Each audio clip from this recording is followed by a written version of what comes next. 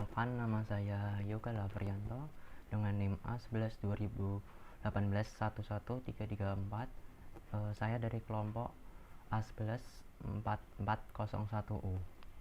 Di sini saya akan menjelaskan tentang tutorial bagaimana cara menggunakan website desa, baik itu dari front end maupun dari back end.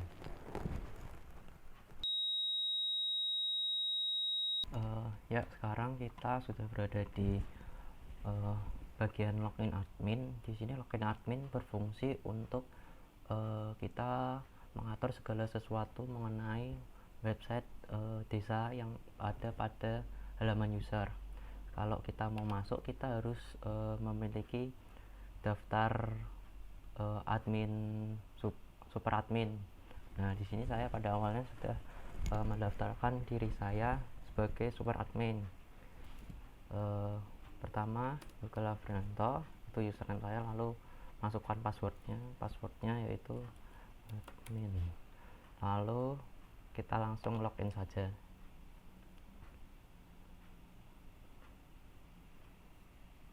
Nah, ketika kita setelah login, kita akan dibawa ke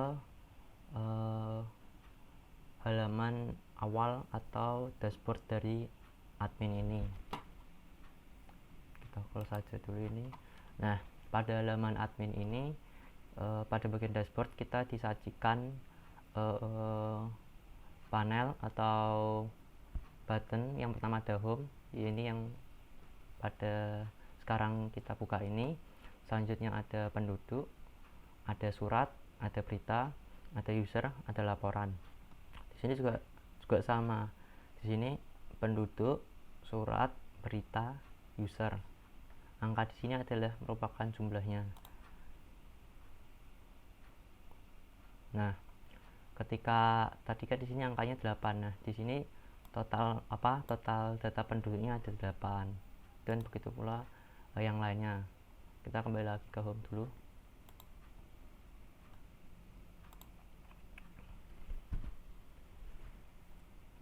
Nah, di home ini kan juga terdapat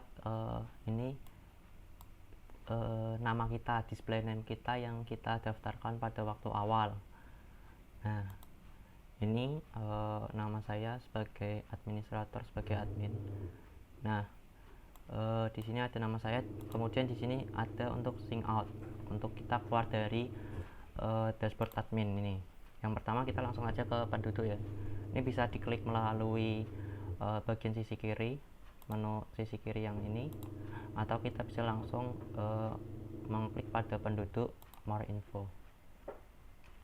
Kita langsung dibawa masuk ke bagian data penduduk. Di bagian data penduduk ini, jadi kita untuk menginputkannya hanya bisa diakses oleh admin aja. Di bagian data penduduk ini kita terdapat fitur yang pertama, ada yang utama untuk menambahkan data penduduk yang akan kita tambahkan. Terus ada copy datanya, tabelnya, kemudian diekspor ke CSV, ke Excel, ke PDF, atau kita langsung print. Nah, selain itu di sini juga ada button aksi atau action, yaitu ini untuk edit. Ketika kita ingin mengedit nama atau tempat tanggal lahir, jenis kelamin, dan lain sebagainya, apabila kita waktu input tadi itu adanya kesalahan typo atau apalah, dan di sini tombol untuk delete. Kita langsung coba aja. Yang pertama kita tambah penduduk, ada penduduk, coba kita kasih nama, NIK nya ini sembarang ya, kita isi sembarang, 1 2 3 4 5. Namanya Nia, tempat tanggal lahirnya kita buat asalan aja. Jadi untuk tempat tanggal lahir admin pun tinggal memilih melalui kalender. Misal 2015 bulan apa, bulan April, tanggalnya mau tanggal berapa, tanggal 16, tempat lahirnya di mana. Semarang, jenis kelaminnya perempuan, alamatnya jalan. Oke. Terus selanjutnya ada RT berapa, RT 03 dan RW 08 seumpama. Kelurahan Semarang, kelurahannya misal sampai apa ya nih, sembarang aja ya, Batavia. Kecamatannya Semarang Tengah. Agamanya, nah untuk agama di sini terdapat pilihan agamanya Islam, Kristen, Katolik, Hindu, Buddha, Konghucu. Di sini kayak agama yang apa ya, nama agama yang resmi di Indonesia gitu ya.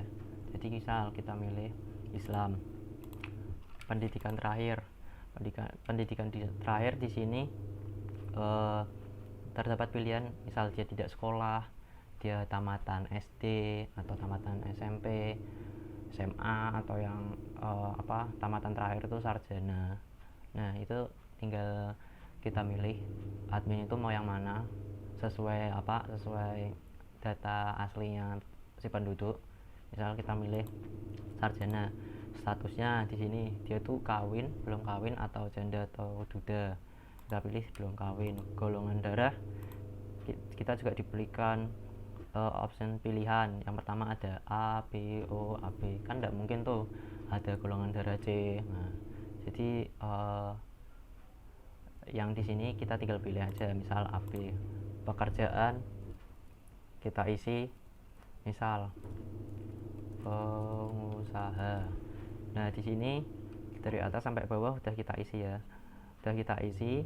Terus tambah, ada tombol tambah atau close itu untuk menutup tanpa nge-save. Kalau misal tambah itu untuk kita simpan ke dalam database kita, dan kemudian langsung otomatis terupload di bagian user, halaman user. Waktu nanti akan kita jelaskan. Ini kita tambah. Setelah kita tambah, otomatis nanti data ini akan muncul di dalam data penduduk nomor 1 sesuai NIK-nya. Nah, ini NIK-nya, golongan darah AB, namanya, tanggal lahir, jenis kelamin, alamat, RT RW, agama. Nah, terus misal nih kita mau ekspor ke PDF, data-data yang ada di sini bisa kita klik PDF. Nah, otomatis akan ke download ya. Di sini bisa kita lihat, kita klik.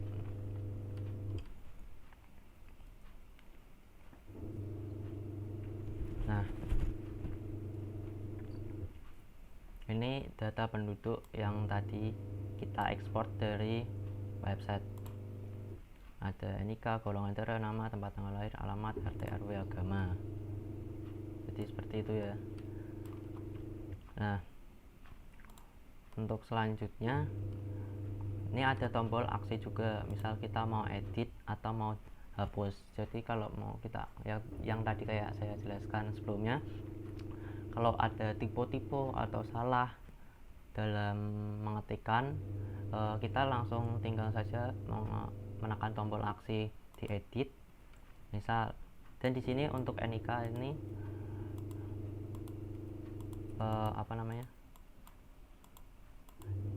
tidak bisa diedit ya, karena NIK kan sifatnya kan dia kayak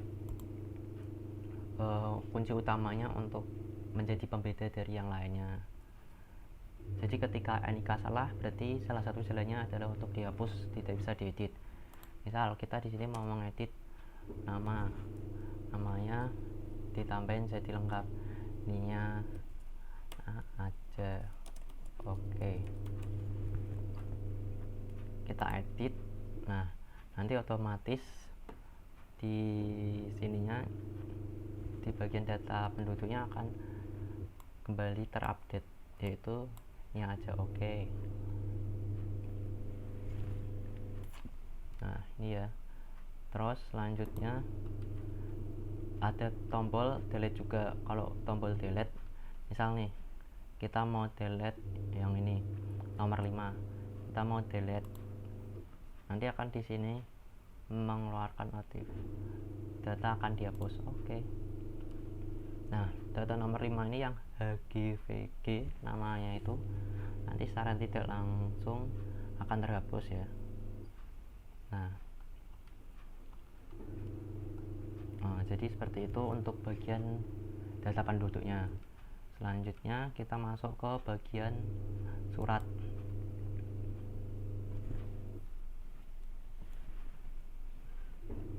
Di bagian data surat ini, bentar, lagi loading. Bagian data surat ini tuh jadi itu kayak kita mau mengisi jenis-jenis surat apa aja yang akan kita berikan pilihannya di di halaman user nanti ketika penduduk ingin mengajukan surat online gitu. Jadi ini kan di sini kan ada 6 jenis surat. Ini yang kita di sini tuh jenis surat. Untuk fiturnya sama, ada tombol tambah, ada copy, CSV, Excel, PDF, print dan lain sebagainya. Ada button edit dan delete. Mungkin kalau edit dan delete tidak usah dijelaskan lagi, sama kayak sebelumnya. Kita langsung coba aja tutorialnya bagaimana sih cara menambahkan data suratnya. Yang pertama, kita pencet data surat, terus kita mau menambahkan jenis surat yang baru itu yang apa. Misal surat pengajuan beasiswa.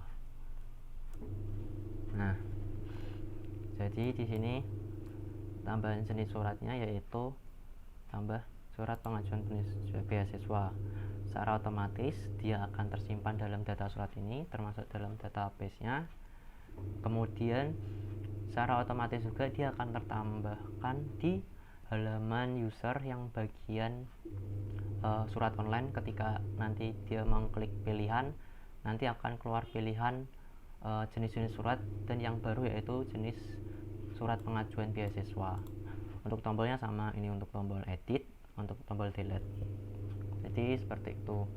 Selanjutnya pada berita.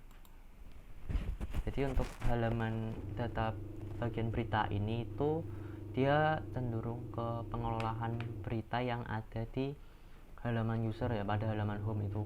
Jadi berita-berita apa saja yang ada di halaman home itu tersedia di sini di bagian data berita. Untuk tombol fiturnya sama seperti sebelumnya. Di sini ada tambah berita. Untuk bagian ekspornya mau milih seperti apa. Tombol aksi untuk edit atau delete berita. Dan ini ada berita-berita yang udah saya upload gitu ya. Semisal nih, saya mau nambahin berita baru, judulnya perkembangan corona. Terus di sini bisa memilih mengimportkan foto, import foto. Jadi import foto yang sesuai dengan konten kita dan judul kita. Misal nih,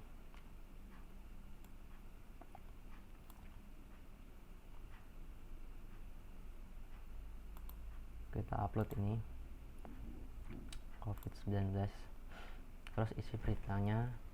Jadi kayak di sini tuh isi berita itu adalah deskripsi detail tentang dari judulnya itu, kayak misal terjadinya update-nya tanggal berapa, terus jumlahnya, terus siapa aja korban jiwanya, jadi dan macam-macam itu. Jadi masuknya deskripsinya detailnya dari berita itu masuknya di tabel isi. Misalnya kita isi sembarang ya. Nah, kita isi sembarang seperti ini. Terus penulisnya saya sendiri ini bisa diganti mau siapakah, tergantung nanti siapa yang upload. terus nanti kita tambah secara otomatis dia akan tersimpan di data berita ini, akan tersimpan di database-nya, kemudian akan muncul di halaman user bagian berita. Nah, ini ya perkembangan corona udah ke-update di sini ya. Nah, ini. Terus di sini juga ada tanggalnya. Tanggalnya 27 Juni hari ini. Nah, jadi seperti itu. Untuk tombolnya sama ya. Untuk bagian edit nanti kita tinggal edit. Terus kalau mau delete tinggal pencet ini aja, tinggal pencet delete. Misal ini delete, kita delete. Otomatis nanti yang ada data berita yang kita hapus di sini akan terdelete. Selanjutnya di bagian halaman user, bagian website utama akan terhapus juga beritanya. Terus di sini ada bagian user. User itu untuk bagian kita mengetahui siapa saja yang memiliki akun atau apabila kita ingin mendaftarkan akun untuk admin yang baru.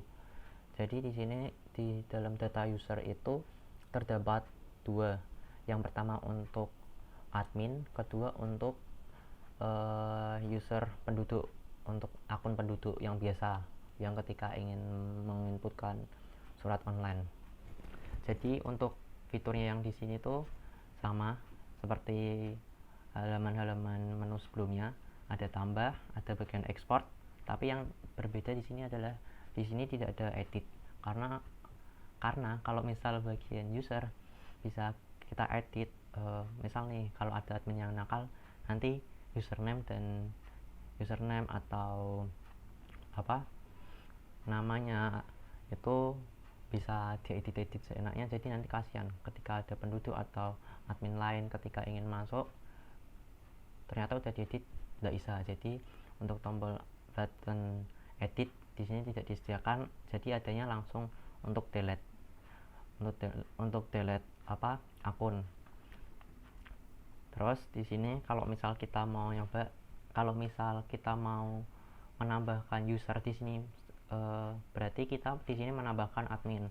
Kalau kita ingin menambahkan user penduduk ketika ingin menginputkan surat online, berarti itu masuknya harus mendaftarnya melalui website utama pada form registrasi yang sudah disediakan. Nanti akan saya jelaskan lebih lanjut. Kita masuk aja di misalnya tambah user untuk admin. Misal namanya siapa? Tika. Username-nya Tika, passwordnya Tika. Nah, kita tambah di sini. Secara otomatis dia akan tersimpan di data user, kemudian tersimpan di database. Kemudian apabila ketika nanti si Tika ini ingin login, dia sudah bisa, dan statusnya di sini adalah dia sebagai admin. Jadi di sini role ini ada statusnya, dia sebagai admin atau sebagai umum itu penduduk yang ingin mengajukan surat online yang sudah memiliki akun. Jadi seperti itu. Kemudian di sini ada laporan. Laporan ini tuh apa sih? Laporan ini tuh adalah menu untuk mengetahui surat dari mana sajakah yang sudah masuk, yang sudah mendaftar ke kita, yang sudah menginputkan datanya. Jadi di sini udah kelihatan ya. Misalnya ada Retno Wahyuni, dia membuat surat online, surat warga desa, sebagai warga desa. Emailnya ini pesannya apa? Cepat jadi, misal untuk cepat diurusnya itu melalui tanda tangannya atau gimana. Dan untuk di sini tidak ada button edit, jadi ini hanya untuk laporan siapa saja, report lah, untuk mengetahui siapa saja yang telah membuat surat online pada website Desa Wonosobo. Jadi seperti itu untuk bagian halaman adminnya. Untuk selanjutnya saya akan jelaskan bagaimana penggunaannya di halaman menu utama atau halaman user. Jadi seperti itu. Nah, jadi sekarang kita coba langsung aja ke bagian halaman utama dari website desanya. Kan tadi sudah saya jelaskan tentang bagaimana menggunakan bagian backendnya atau bagian adminnya untuk mengelola website desa ini.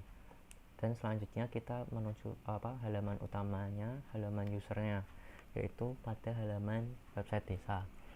Jadi udah terlihat seperti di layar.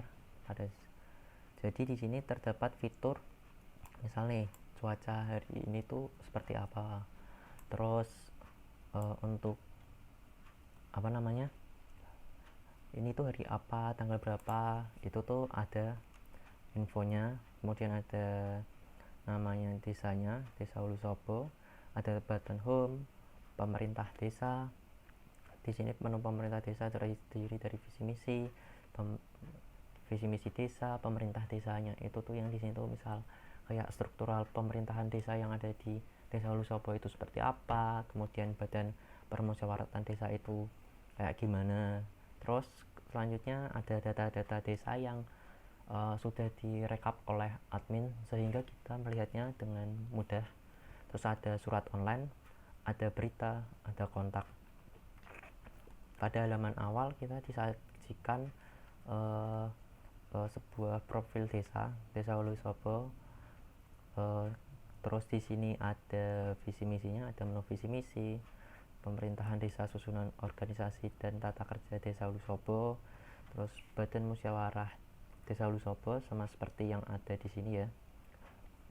Kemudian di sini kita disajikan statistik penduduk, berapa sih data jumlah laki-lakinya, berapa sih data jumlah perempuannya, berapa total data yang ada di website desa. Jadi seperti itu. Jadi selain itu ketika kita ingin melihat detailnya, kita tinggal mengarahkan pada chart kota Batang ini pada warnanya ini, jadi akan muncul detailnya.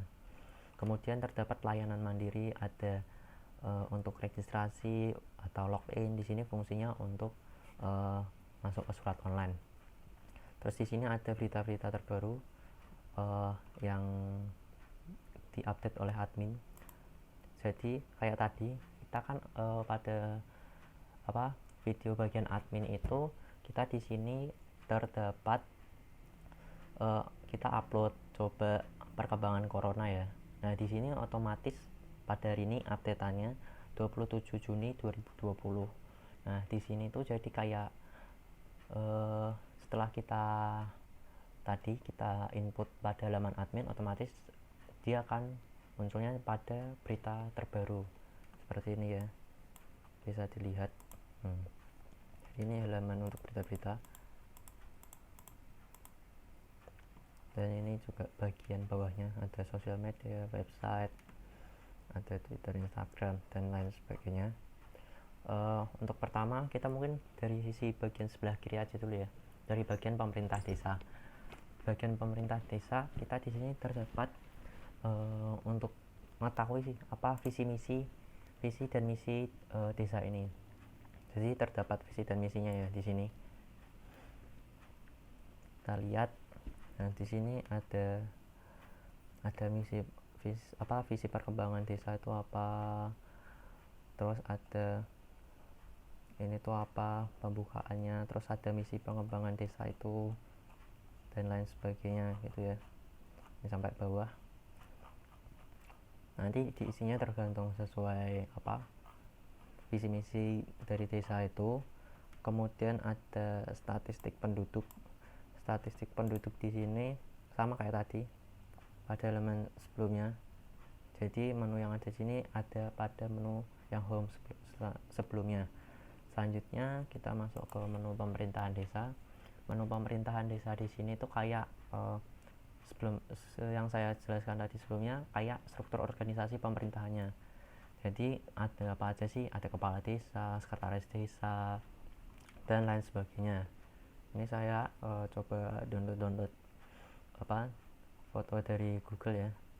Dan di sini ada daftar pejabat desa juga. Jadi untuk mengetahui siapa sih yang menjabat di kepala desa, untuk agar bisa mengetahui, bisa aja website ini diakses oleh orang yang berada di luar desa ini. Jadi ketika dia membuka website ini, jadi bisa mengetahui siapa sih kepala desanya, bapak siapa atau ibu siapa, terus di mana kantornya, umurnya dia itu saat ini berapa, kemudian mulai bekerja sejak kapan. Dan yang di sini ada hal yang unik, yaitu ada gaji. Jadi gaji di sini yaitu gaji yang dia terima, misal gajinya di sini yang diterima 5.200.800 rupiah. Jadi supaya apa? Supaya ada transparansi gaji yang diterima oleh pejabat desa itu tuh berapa. Jadi bisa adanya transparansi anggaran juga, seperti itu. Dan di sini juga ada yang lainnya ya, sekretaris desa, kepala desa, sesuai dengan ada yang di sini. Ketika nanti kalau mau misal nambah kepala dusun 5, nanti tinggal diedit, dan editnya itu harus melalui admin bagian codingannya sih. Terus selanjutnya kita ke Badan Permusyawaratan Desa. Badan Permusyawaratan Desa itu tuh kayak apa ya, sebuah informasi untuk mengadakan sebuah musyawarah desa. Jadi di sini ada kayak isinya tuh apa aja. Nah, isinya mengambil aspirasi, tugasnya BPD itu mengambil aspirasi lah, atau mengelola aspirasi masyarakat, menyalurkan aspirasi masyarakat, dan lain sebagainya. Jadi halaman Badan Musyawarah Desa seperti ini ya. Selanjutnya kita masuk ke data desa. Untuk bagian data desa ada data pendidikan, jenis kelamin, data golongan darah, dan lain sebagainya. Jadi ini hampir sama semua sih, hanya pembedanya ada di misal dia pendidikannya apa, jenis kelaminnya apa, golongan darahnya itu apa. Jadi di sortir berdasarkan itu. Disortir misal kalau ini disortirnya berdasarkan pendidikan dalam kakak keluarga. Jadi di dalam ini disediakan chart lingkaran, diagram lingkaran, untuk mempermudah kita membaca tabelnya. Ketika masih susah nih membaca tabel diagram lingkarannya, kita tinggal tunjukkan warnanya saja, nanti di situ akan keluar misal sarjana 3, tidak sekolah 2. Ada sesuai keterangannya yang di atas ini ya. Untuk merah jambu merah pink ini tidak sekolah, biru SD, SMP, SMA, dan sarjana. Terus di bawahnya itu ada tabel data juga. Ketika di atas ini orang kurang puas nih, kira-kira dari data berdasarkan grafik, ingin tahu lebih detailnya. Nah, di sini ada tahu nih pendidikannya apa, terus NIK-nya, namanya siapa gitu. Jadi seperti itu. Untuk bagian yang lainnya hampir sama, serupa. Ada data jenis kelamin juga. Pembedanya itu di sini adalah, kalau ini yang tadi sebelumnya itu adalah menjelaskan tentang khusus pendidikan, kalau kali ini khusus tentang jenis kelamin. Jadi sama, disediakan diagram lingkaran, ada tabel datanya juga, dan di sini pembedanya adalah jenis kelamin. Jenis kelaminnya di sini apa? P untuk perempuan, L untuk laki-laki. Terus selanjutnya di sini ada untuk data golongan darah. Sama sebenarnya. Untuk data golongan darah ini disortirnya dia berdasarkan golongan darah. Nah, jadi di sini disediakan juga diagram lingkaran sama. Ketika kita mengeklik pada salah satu warna, dia akan muncul. Selanjutnya pada tabel datanya di sini sama, ada NIK, ada nama. Terus di sini yang pembedanya yaitu adalah golongan darahnya yang dimiliki oleh penduduk tersebut. Dan untuk sedikit informasi, untuk data desa yang ada di sini, data-data yang di sini hanya bisa diinputkan oleh admin saja. Jadi melalui halaman yang tadi tambah penduduk itu. Jadi melalui tambah penduduk kemudian masuknya ke data desa di sini. Kenapa yang cuma bisa masuk yang bisa input admin? Jadi untuk mempertanggungjawabkan keabsahannya, keasliannya data penduduk. Jadi takutnya nanti ketika ada penduduk yang main input sendiri, tahu-tahu salah, nanti dia tidak bisa edit, harus menghubungi admin, itu kan sedikit repot juga ya. Jadi yang di sini yang hanya bisa menginput data penduduk di sini hanyalah karyawan. Jadi untuk untuk penduduk biasa itu seperti itu tidak bisa. Nah, ini selanjutnya data berdasarkan perkawinannya, dia udah menikah atau belum menikah, atau janda atau duda. Jadi di sini disediakan sama tabel. Terus di sini ada tabelnya untuk status perkawinan. Untuk kode B_KW itu artinya belum kawin atau belum menikah. KW itu artinya kawin atau telah menikah. Nanti ada kode JD atau DD, itu tuh janda atau duda artinya. Jadi seperti itu. Kemudian kita lanjut ke surat online. Cuman ini kan kita belum login ya dari tadi ya. Untuk login ke user data sebagai ingin menginputkan surat online. Jadi maka kita ingin menginputkan surat online tapi kita belum regis atau belum login, gitu tidak bisa. Jadi akan muncul notif seperti ini. Nah, Anda harus login terlebih dahulu. Nah, loginnya di mana? Di sini, atau ketika belum punya, kita tinggal klik aja tulisan regis di sini. Misalnya ya, anggapannya kita belum punya, kita harus regis. Kita regis terlebih dahulu. Kita ingin mengajukan. Nah, ya mohon maaf tadi sedikit terpotong videonya karena ada kendala teknis. Nah, kita langsung lanjut ya. Ini kan ada registrasi akun. Kita coba registrasi akunnya. Misal namanya siapa?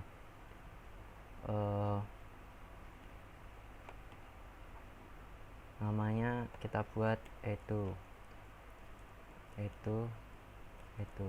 Jadi ini untuk untuk display name-nya, untuk name-nya dia itu. Ini untuk user, ini untuk passwordnya. Kita buat sama aja biar gampang. Kita klik daftar.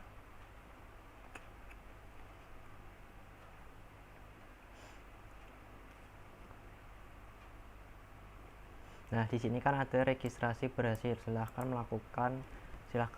login menggunakan username dan password yang telah Anda buat. Kita kembali ke home. Habis itu nanti kita loginnya di tempat layanan mandiri. Nah, nih kita masukin tadi itu username-nya, passwordnya juga itu. Kita klik login. Setelah itu kita akan masuk ke akun kita. Akun Edo ini sukses berhasil melakukan login. Terus kita masuk ke surat online. Surat online ini simpel sih.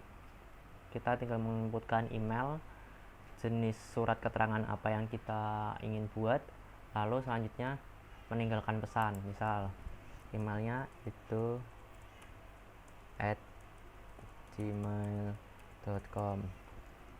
Terus surat keterangannya apa? Misal surat keterangan pengajuan beasiswa, atau surat tidak mampu, atau surat sebagai warga desa. Misal kita pilih surat sebagai warga desa, terus tinggalkan pesan, misalnya terima kasih. Nah, habis itu langsung kita kirim. Setelah kita kirim permohonan surat yang pertama ini, ketika sudah kita upload, nanti akan muncul notif seperti ini.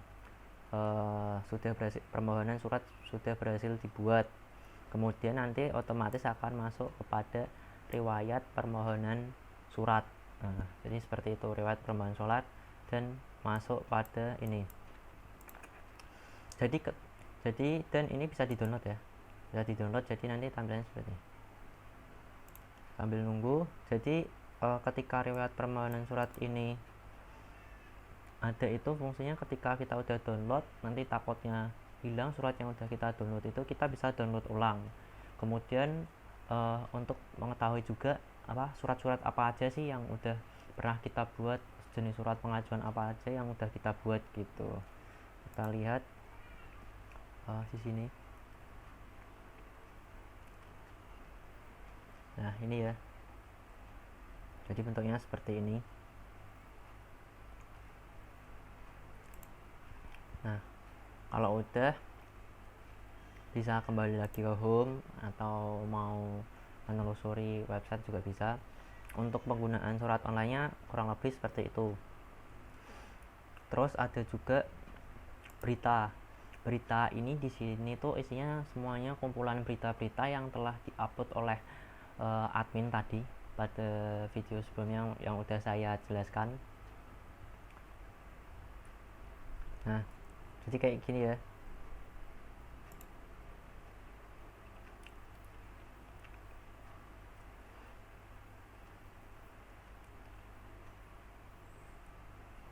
Ini ada yang tadi saya upload perkembangan corona itu. Terus ini Bapak isi beritanya sembarangan, diupload pada hari ini 27 Juni 2020. Misalnya ada contoh berita lagi, terus ini ada Wakapolsek bla bla bla dan lain sebagainya gitu ya.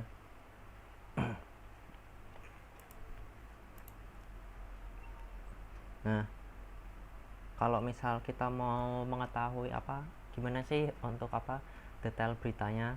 Nah, misal nih kita pencet nih salah satu nih Wakapolsek nih ya. Kita lihat, kita tinggal klik warna oranye yang tadi judulnya itu, terus kita lihat isi beritanya. Nah, ini isi berita detailnya bla bla bla bla bla. Jadi seperti itu untuk halaman berita.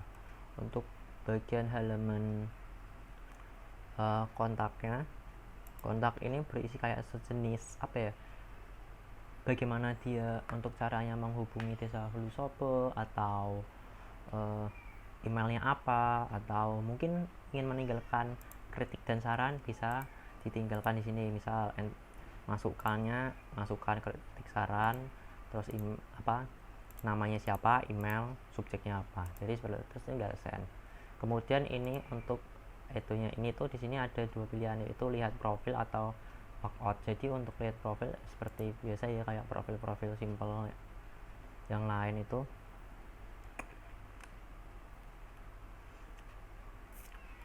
Nah, jadi seperti ini.